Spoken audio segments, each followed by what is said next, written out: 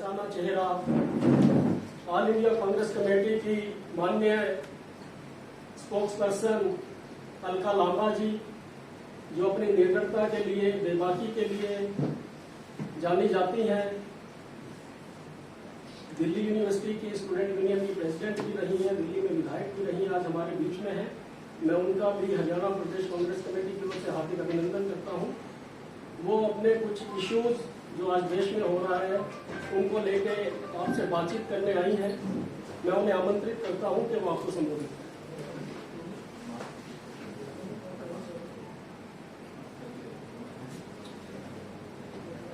आप सभी पत्रकार साथियों का मैं धन्यवाद करती हूँ, आप समय निकाल कर आए।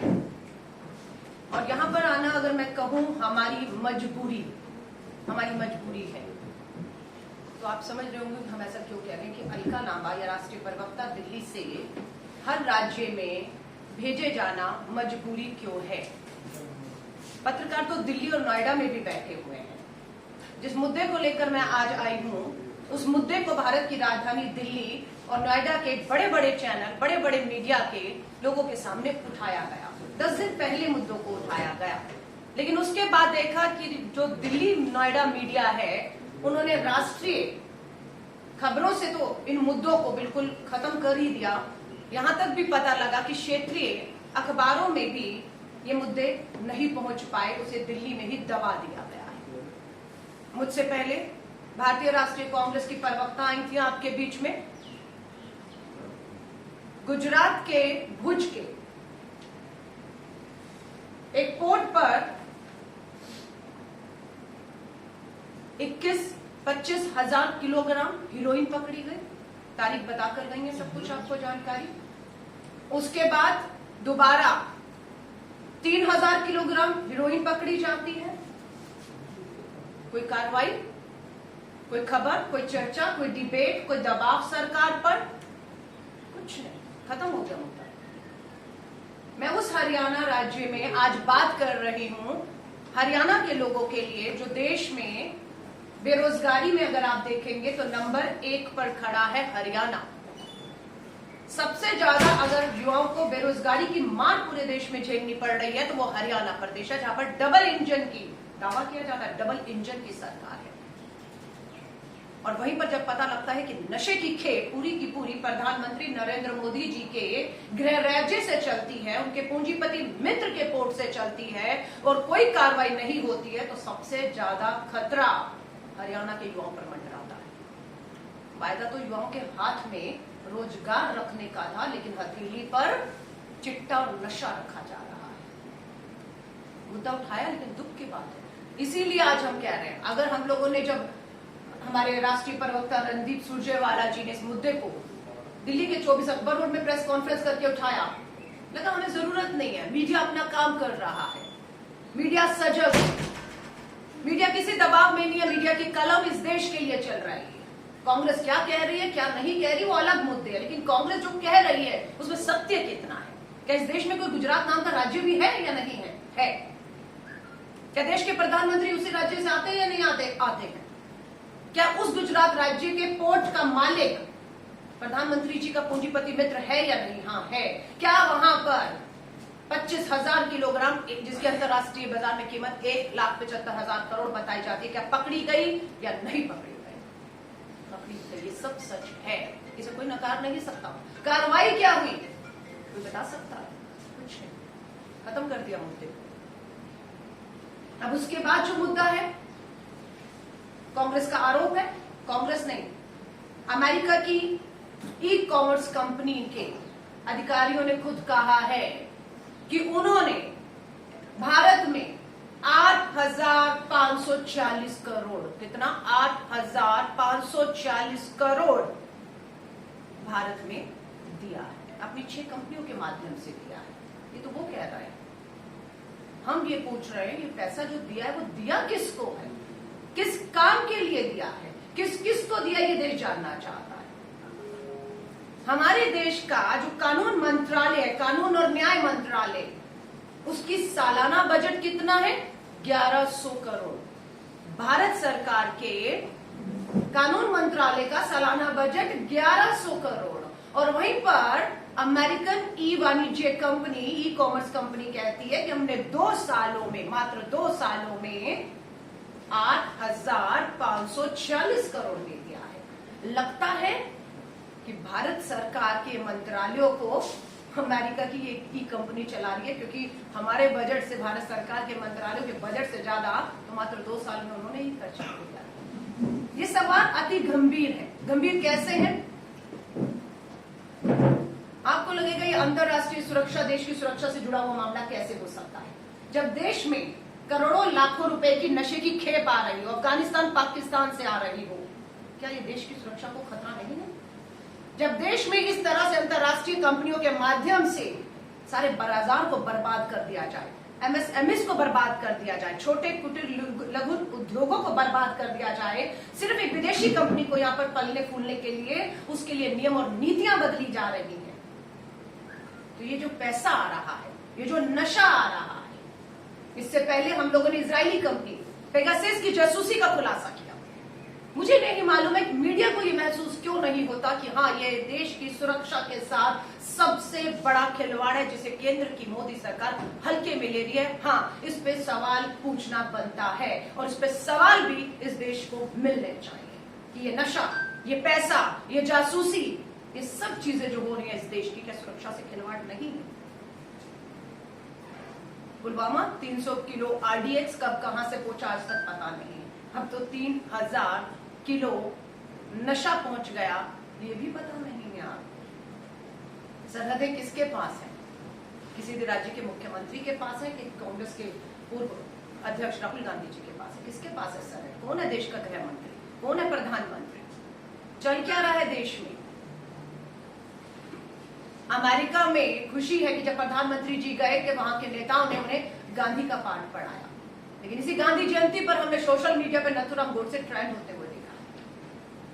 इससे बड़ी शर्मनाक बात गांधी के देश में क्या हो सकती है कि देश गांधी का लेकिन राज गोडसेवादियों का है। आज प्रियंका गांधी जी, आपके यहां से राज्यसभा सांसद मात्र 2 लोग, दीपेंद्र गुप्ता जी, क्या करने जा रहे थे वहां पर लखीमपुर खीरी में? किसानों को कुचला गया, वीडियो सबके सामने है, कुचला गया है, उन्हें मारा गया, उनकी हत्या की गई है, और वो कोई और नहीं, देश का गृह राज्य मंत्री और उसका बेटा शामिल है। और वो देश का गृह मंत्री आज दिल्ली के सत्ता के गलियारों में घूम रहा है, उसका बेटा घूम रहा है, और वहीं पर गिरफ्तार कौन है? आज तीसरा दिन है। Justice, former chief justice of India Madan Lokur ji ने भी आज कहा है कि बिल्कुल गैर कानूनी तरीके से प्रियंका गांधी जी को रखा गया है, ऐसा नहीं रख सकते हैं आप। 24 घंटे से ज्यादा आप नहीं रख सकते, और आज तीसरा दिन है। छत्तीसगढ़ के मुख्यमंत्री, आप कहते हैं कौन है लोकतंत्र पे हत्या हो रही है? कुछ नहीं, आजादी का जश्न 75वां मनाया जा रहा है, सब आजाद है, लेकिन फिर ये क्या है? ये क्या है कि छत्तीसगढ़ का चुना हुआ जनप्रतिनिधि मुख्यमंत्री संवैधानिक पद पे बैठा निहत्था अकेला अगर लखनऊ एयरपोर्ट पे उतरता है तो उन्हें बाहर आने की इजाजत नहीं दी जाती है।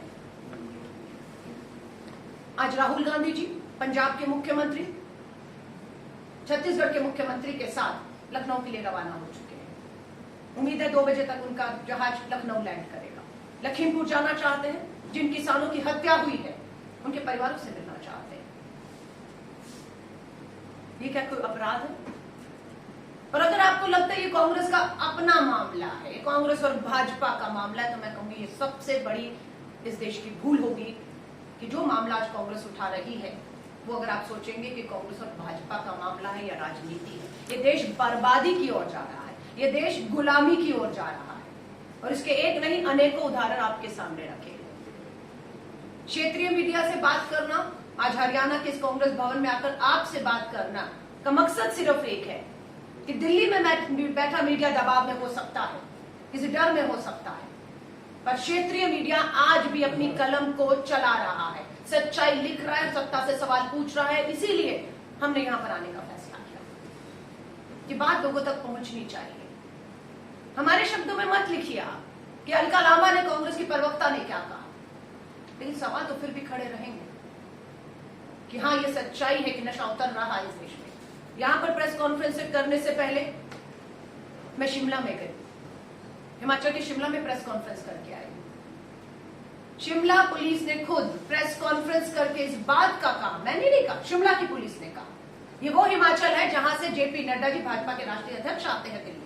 ये वही हिमाचल था जहां से उनके युवा नेता केंद्रीय मंत्री अनुराग ठाकुर आते हैं।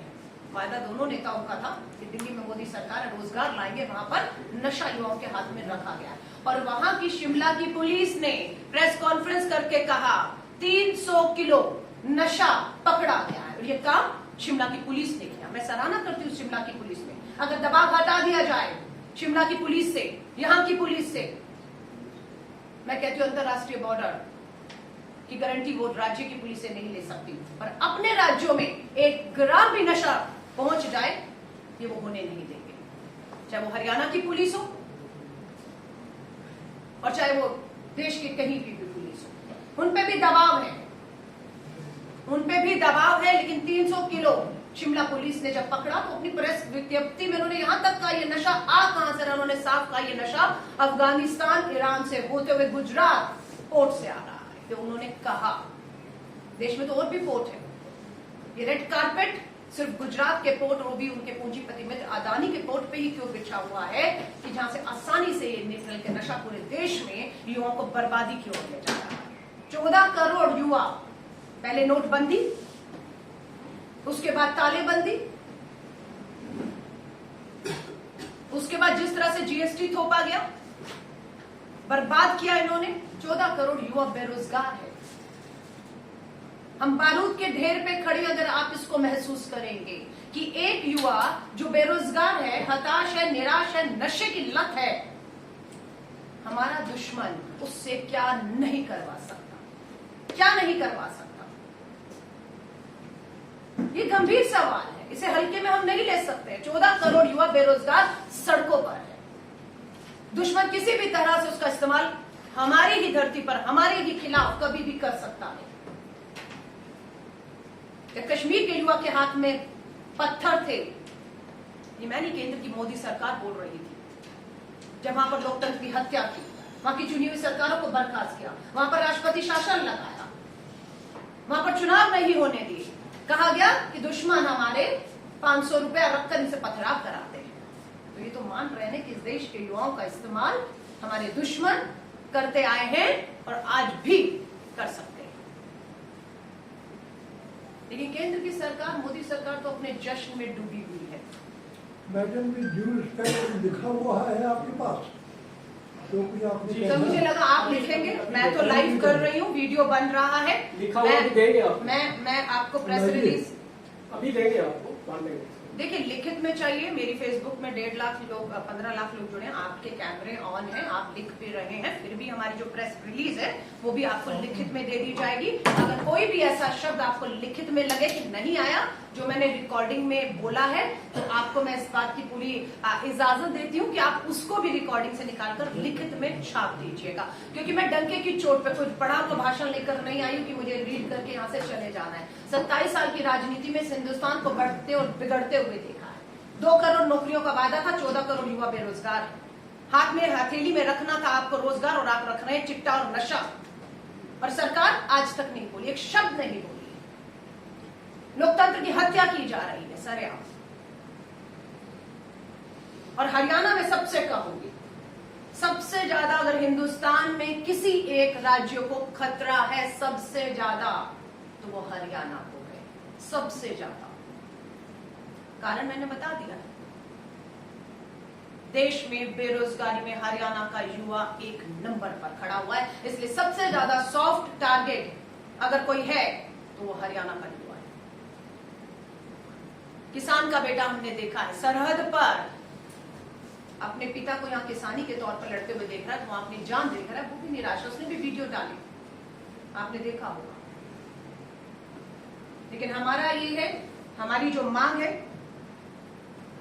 क्या देश में इस कथित रिश्वत घोटाले की जो अमेरिकन ई कंपनी के द्वारा 8,540 करोड़ रुपया दिया गया है, ये उस कंपनी ने खुलासा किया है। देश जानना चाहता है कि ये पैसा कब कब किस किस के खाते में गया और किस लिए गया। इसके लिए सुप्रीम कोर्ट के सिटिंग जज के अधीन एक निष्पक्ष जांच होनी चाहिए। देश के सामने सच इसका आना चाहिए।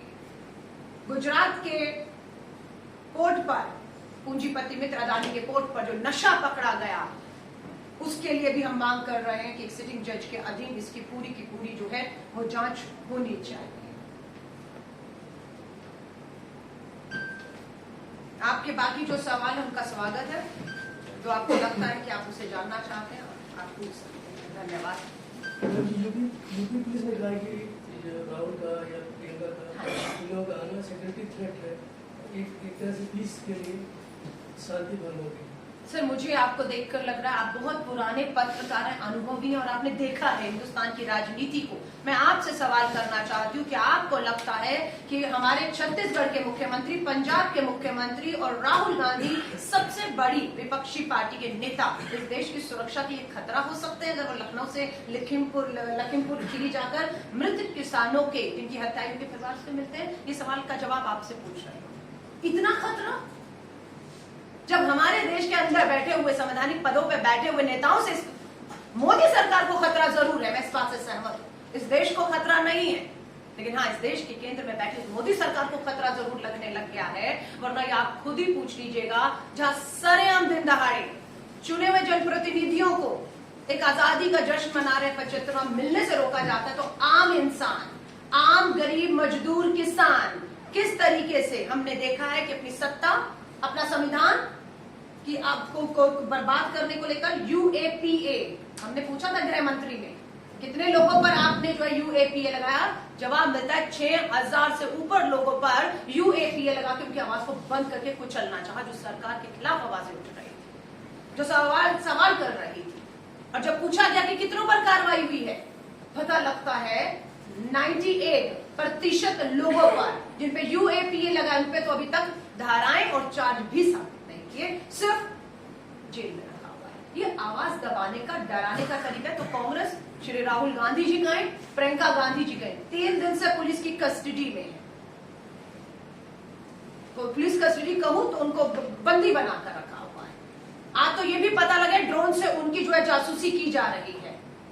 यहां तक आया कि वहां की सीतापुर की जो इंटरनेट है सेवाएं पूरी तरह बंद कर दी गई हैं। इससे बड़ी तानाशाही और क्या होगी, ये मैं आपसे पूछना चाहती हूँ। लोकतंत्र है ना, आजादी है ना हर एक को बात करने की, करने दीजिए बात। लोकतंत्र तय कर लेगा, लोकतंत्र तय करेगा, लोग तय करेंगे कि क्या सही क्या गलत है। और इस देश की आवाज कांग्रेस नहीं उठाएगी तो कौन उठाएगा? लेकिन हमसे सवाल करते हैं, विपक्ष कहाँ है? आज विपक्ष सड़कों पर है। आज विपक्ष सत्ता की चार दीवारी में बंदी बनाने की कोशिश में है और वो कोशिश कामयाब नहीं होगी।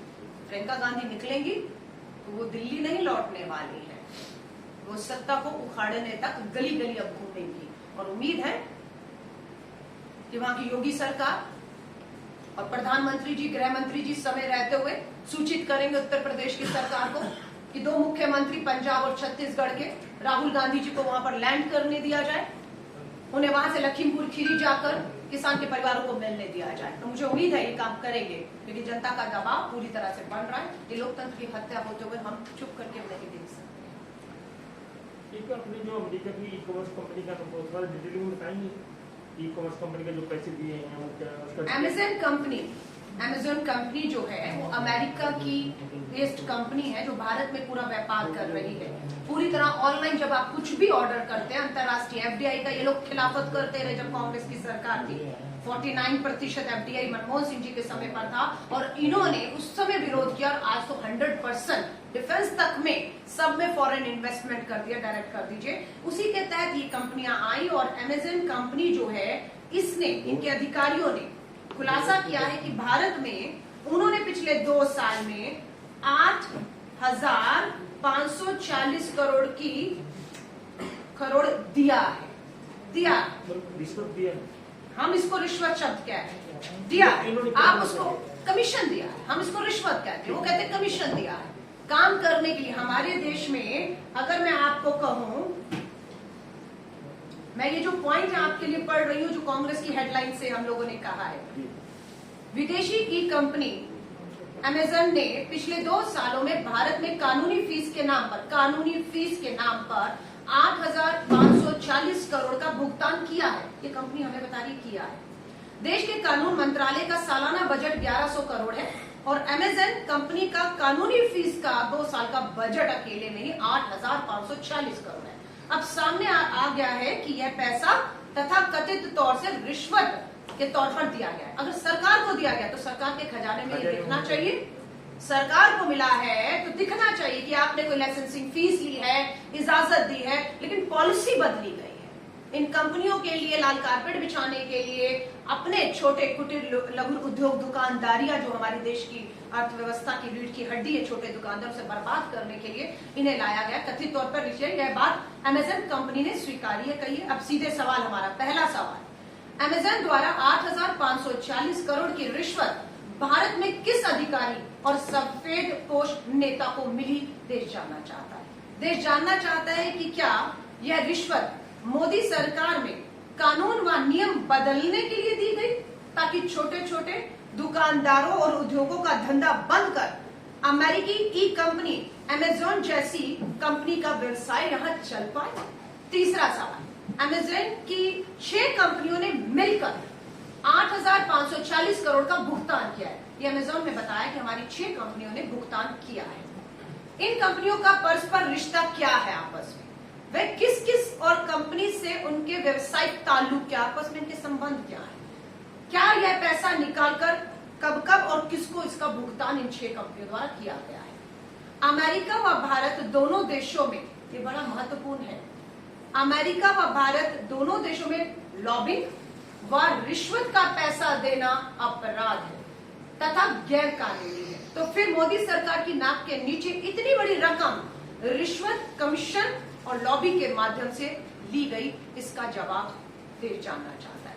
5वां सवाल, क्या विदेशी कंपनी द्वारा 8,540 करोड़ की तथाकथित रिश्वत दी गई रकम आप अपने आप में राष्ट्रीय सुरक्षा के साथ एक खिलवाड़ नहीं है? अगर आप नहीं जानेंगे ये पैसा कहां जा रहा है, हथियार तो नहीं खरीदे जा रहे इस देश के भीतर ही। इस पैसे से नशा खरीद कर घर घर युवाओं को बर्बाद करने की कोशिश तो नहीं की जा रही ताकि वो भूल जाए आपसे रोजगार मांगना, वो नशे की लत में इधर उधर सड़कों पे पड़ा रहे। 6वां सवाल, प्रधानमंत्री श्री नरेंद्र मोदी जी अब तक चुप क्यों हैं?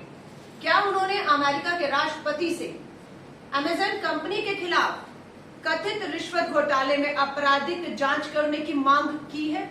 नहीं की तो क्यों नहीं?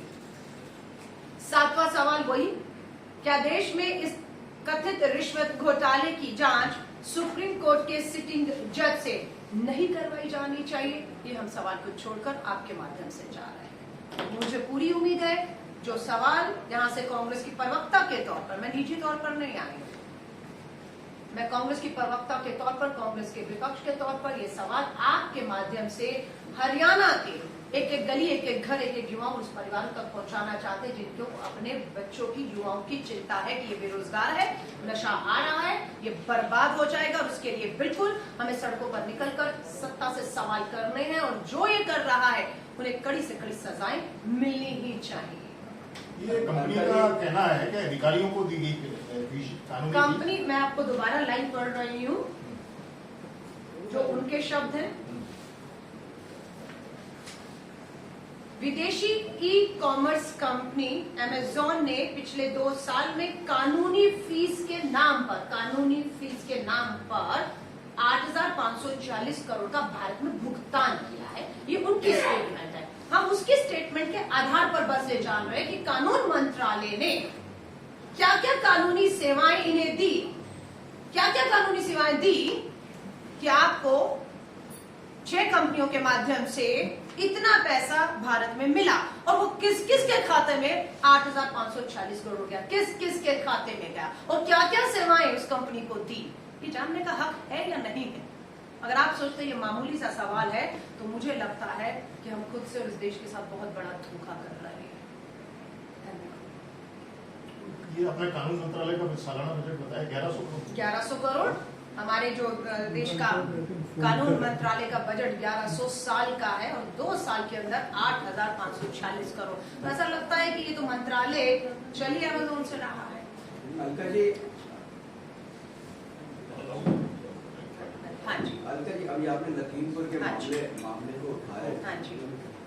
छत्तीसगढ़ में के 3 जिलों में इंटरनेट सेवाएं बंद है, वहाँ पे कर्फ्यू लगा हुआ है। देखिए, मैं आपको कवर्धा में- बिल्कुल कहूंगी, नहीं। छत्तीसगढ़ जाइए बिल्कुल, और छत्तीसगढ़ का सवाल छत्तीसगढ़ में कीजिए और सरकार से कीजिए, मैं आपको कहूंगी। लेकिन यहाँ मैं हरियाणा के अंदर एक अति गंभीर मुद्दे को लेकर आई हूँ। अगर आप इसमें भाजपा कांग्रेस तेरी मेरी सरकार ये करेंगे भी तो तो आप सवाल- मुद्दे को छोटा करेंगे। मैं माफी चाहूंगी, मैंने आपको कहा है, रास्ता दिखा दिया आपको। भूपेश बघेल रास्ता जो सीएम दिखाया। है, उनको मैं अपने आपको- राज्य को संभालने के बजाय किसी देखिए, दूसरे ये राज्य में जाकर करना भाजपा की चाहता है। तरह सवाल मत करिए।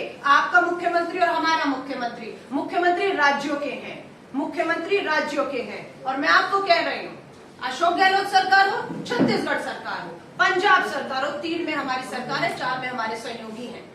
जाइए, रमन सिंह 15 साल मुख्यमंत्री रहे भाजपा के, सुपड़ा साफ हुआ। 70 में से 68 सीटें लेकर कांग्रेस की सरकार बनी है। क्यों घर में दुख करके बैठे? क्यों आपको माध्यम बना रहे हैं? क्यों भाजपा आपके कंधे पर बंदूक रखकर हरियाणा के कांग्रेस भवन से मुझसे सवाल कर रही है? क्यों रमन सिंह सड़क पर उतरकर यही सवाल वहां के मुख्यमंत्री से नहीं करते? पूछना चाहती आपको लगता है कि ऐसे सवाल आपसे नहीं पूछे जाने चाहिए? धन्यवाद। कि आपने बात कही है वहाँ पे मैं तो वही करती हूँ, रमन सिंह जी को पूछना चाहिए। दीपेंद्र हुड्डा, प्रियंका गांधी को 3 दिन से हाँ जी। आप कह रहे हैं बंधक बना के रखा गया हाँ है। जी। क्या इसके विरोध में हरियाणा में या देश में कांग्रेस कुछ कर रही है? देखिए, राहुल गांधी जी की सुबह की प्रेस कॉन्फ्रेंस आपने सुनी होगी। मुद्दा प्रियंका गांधी नहीं है, मुद्दा प्रियंका गांधी की गिरफ्तारी भी नहीं है। बेशक उसे former chief justice of India Madan Lokur ji ने कह दिया ये बिल्कुल गैर कानूनी है, ये नहीं हो सकता जो हो रहा है, लेकिन वो मुद्दा नहीं है।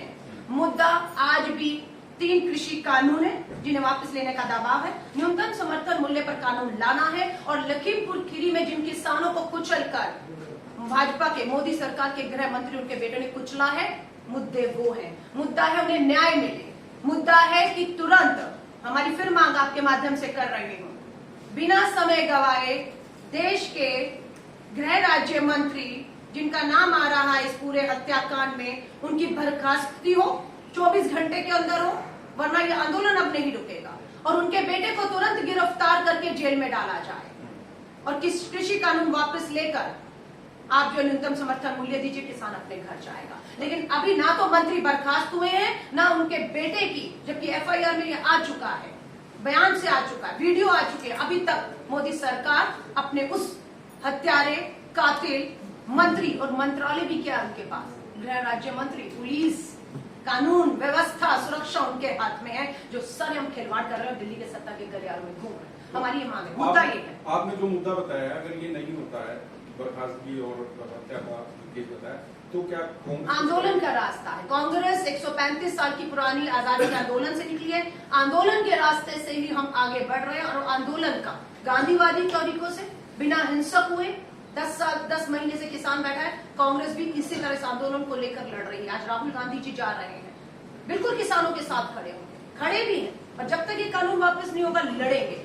हथियार डालने वाले नहीं है, ना हार मानने वाले। बेशक ये कांग्रेस खत्म है, कांग्रेस जीरो है, कांग्रेस पे हमले करिए, लेकिन कांग्रेस इस सरकार पे अपने हमले तब तक जारी रखेगी जब तक उसकी जवाबदेही नहीं होती, कानून वापस नहीं होते। एक सवाल है अलका जी कि अभी तक कांग्रेस जो है किसान आंदोलन जो चल रहा है कृषि हाँ जी। कानून, उसका समर्थन कर रही है, बिल्कुल कर उसको रहे हैं। नैतिक समर्थन दे रही है, ये कहा जा सकता है। लेकिन हर तरीके से। अब क्या वो सीधा आंदोलन करेगी इन कानूनों के खिलाफ? देखिए, मेरी बात सुनिए, पार्लियामेंट सेशन चल रहा था, आपको पता है हमारी क्या मांग थी। 3 कृषि कानूनों को लेकर, ट्रैक्टर को लेकर राहुल जी गए। आपको पता है कि उम्मीद की जा रही थी लोकसभा का सत्र बढ़ा दिया जाएगा ताकि इन मुद्दों पर चर्चा हो सके, लेकिन उन्होंने 2 दिन पहले उस कहते हैं लोकतंत्र के सबसे बड़े मंदिर पे ताला लगा के भाग खड़े हुए। मैं आपको फिर कह रही हूं, सदन में लड़ना होगा, सड़क पे लड़ना होगा, आंदोलन का रास्ता होगा। कांग्रेस पहले दिन से साफ कर चुकी है, हम किसानों के साथ, किसानों की मांग के साथ खड़े हैं, और तब तक खड़े हैं जब तक ये मांग नहीं दी जाती। अब राजनीतिक पार्टी है, किसानों ने पहले दिन से कहा है, उनका आंदोलन राजनीतिक तरीकों से चलेगा, वो चल रहा है, और हमारा समर्थन पंजाब के हमारे विधायक और सांसद दिल्ली के जंतर मंतर पे पहले दिन से बैठे जब तक किसान बैठा हुआ है। हमारे पंजाब की सरकार जो कर सकती है, किसानों के कर्ज माफी करना, उनके लिए बिजली, सब चीजें उनके लिए सब माफ किया, जो कर सकते हैं वो हम कर रहे हैं अपनी सरकारों के अंदर। सिर्फ 3 राज्यों में हमारी सरकार है, लेकिन यहाँ जो हो रहा है हरियाणा, किस तरह से मुख्यमंत्री का शर्मनाक बयान, तभी तो कहते हैं गांधी की पार्टी जो है वो गोडसेवादियों से लड़ रही है, जो कहते हैं कि अपने कार्यकर्ताओं को अपने किसान खड़े करिए और ईंट का जवाब पत्थर से दीजिए। वो तो वीडियो दिखाना चाहिए घर घर में जाकर। जिस राज्य का मुख्यमंत्री संवैधानिक पद पे बैठा हुआ लोगों को भड़का कर कहता है कि ईंट का जवाब पत्थर से दीजिए, आप सोचिए वो आग में हरियाणा को झोंकने का काम कर रहा है या नहीं कर रहा है, सिर्फ मात्र अपनी कुर्सी बचाने के लिए। कि आपसे मोदी जी नाराज हो गए तो आपको कर्नाटका, उत्तराखंड, गुजरात की तरह आपकी कुर्सी को भी खतरा हो जाएगा। इसलिए आप इस तरीकों से लोकतंत्र की आवाज को पंकज जी, कांग्रेस के चीफ मिनिस्टर, सॉरी हाँ जी। बीजेपी के चीफ मिनिस्टर हाँ जी। यहाँ उनका कहना है कि कांग्रेस और दूसरी पार्टियां हाँ जी। इनको किसानों को भड़काने का काम कर रही है और उसके कारण लोगों मैं आपसे पूछ रहा, कल को कहेंगे आपको मैंने भड़का दिया। अगर आपने हिम्मत करके खिलाफ में हेडलाइन डाल दी कि मोदी सरकार नशा कहां से आया जवाब दो, 8,500 करोड़ कहां से आया जवाब दो, आप लोगों ने हिम्मत करके हेडलाइन बना दिए, तो कल को कहेंगे कांग्रेस ने आपको ब्लैकमेल करके ये हेडलाइन बनवाई है। ये बहुत आसान है, किसान कोई बच्चा तो नहीं है जिसे उंगली पकड़ के हम चला लेंगे। 130 करोड़ के देश का वो पेट पाल रहा है, वो उन 80 करोड़ लोगों के घर में राशन पहुंचा रहे हैं, जिसकी दावा केंद्र सरकार करती है कि तालेबंदी में 80 करोड़ लोगों को मुफ्त राशन पहुंचा रहे हैं। किसके दम पर? हमारे अन्नदाताओं के दम पर पहुंचा रहे हैं। उस अन्नदाता का आप जो है इस तरह से कुचल रहे अपनी गाड़ियों के नीचे। तो ये कहना आसान है कि ब्लैकमेल, आपको बच्चा भी ब्लैकमेल नहीं होता। आजकल तो बच्चा भी इतना समझदार हो गया है, दुनिया सब जानता है हाथ में मोबाइल लेकर कि उसको भी आप बना नहीं सकते। अलका जी, मेरा आखिरी सवाल, हाँ जी। मेरा नहीं, वो कोई प्लीज। पूछ सकता है। जब ज्यादा सवाल नहीं तो आप 4 पूछ सकते हैं। आपने कहा कि अब प्रियंका गांधी चुप नहीं बैठेंगी, वो बंधक बना के रखा, अब घर घर जाएंगे। क्या हम मान लें कि इलेक्शन का चेहरा प्रियंका गांधी?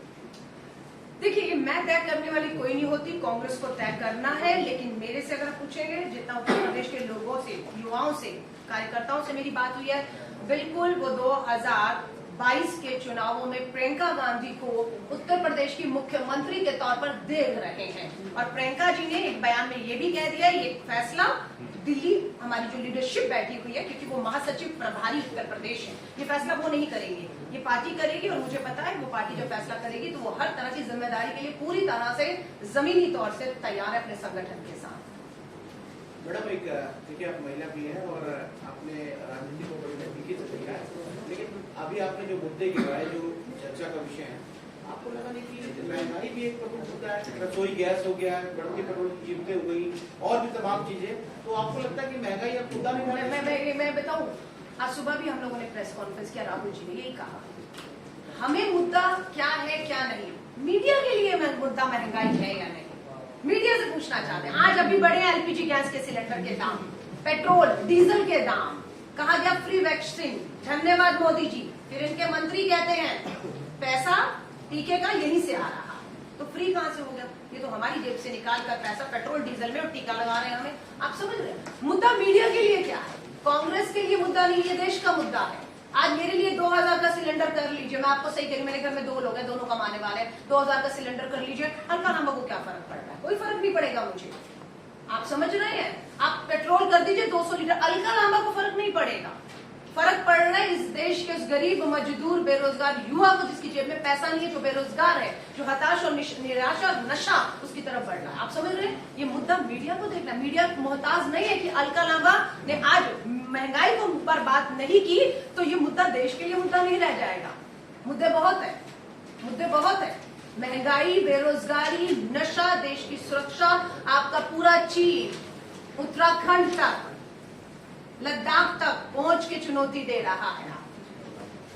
मैम, एक सवाल है, हाँ। कांग्रेस राज के समय आउटसोर्स एम्प्लॉइज को जॉब देने के लिए, रोजगार बनाने के लिए एक कई सारे तरीके से दिया गया रोजगार, लेकिन अभी जो